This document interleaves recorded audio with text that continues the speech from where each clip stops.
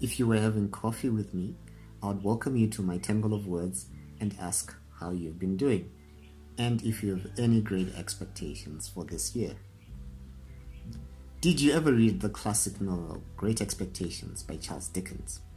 The thing with great expectations is that sometimes they may not work out as expected. I studied Great Expectations for my secondary school literature class, and I recall my mom summing it up in a mouthful of English that it should have been titled Great Expectations That Amount to Naught.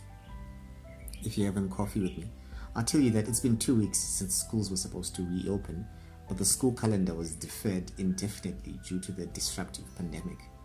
Sometimes, I worry about what will become of the current crop of students in a world where connections seem to matter more than education. Then there's the shocking statistics of the incidence of teen pregnancies and the rise of drug abuse. I'm still reeling from the fact that crystal meth found its way into our streets. Thought it was a drug from TV and episodes of Breaking Bad. Colloquially, meth is known as Guka, Mutoriro, or Dombo. Teen drug abuse has become another pandemic. Coupled with idle minds, when school starts eventually running on schedule, there will be many empty seats in the classroom. If you're having coffee with me, I'll tell you that not unexpectedly our soccer team got eliminated from the Africa Cup of Nations, even though they surprisingly won their last game, a first win at AFCON matches since 2006. I know a lot of people, me included, hadn't expected them to win and didn't even tune in to the match. And guess what? They won. I think there's a life lesson on unexpected expectations somewhere there. And the Warriors, and that day the Warriors, that's the Zim soccer team, won their match against Guinea, Tuesday 18 January 2022, will go down as a landmark day in Zimbabwean sport, because that's also when the Chevrons, the Zimbabwe cricket team, won a match against Sri Lanka, and the Zimbabwean women's hockey team won against Uganda on day 2 of the 2022 Women's Africa Cup of Nations hockey tournament in Accra, Ghana. But of course, before you start jumping around with joy celebrating these great expectations, the soccer team proceeded to get eliminated from AFCON. The cricket team lost the next match against Sri Lanka, thus losing the 3-match ODI series, and the hockey team lost the bronze match for the bronze medal match to Kenya in the semi-finals. The hockey team's performance was still an impressive run, because since 1998, no other senior team has reached the semi-final stage in the Africa Cup of Nations. The announcement, the ladies' national hockey qualification into the Hockey Africa Cup of Nations, had caused some social media stir as people questioned the kind of criteria that was used for selecting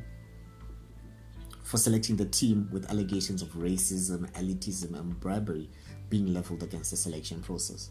If there are any lessons to be drawn from this, it's that the ministry responsible for sport must pay attention to resource allocation for supporting sport, not only at grassroots levels, but even at the national team level.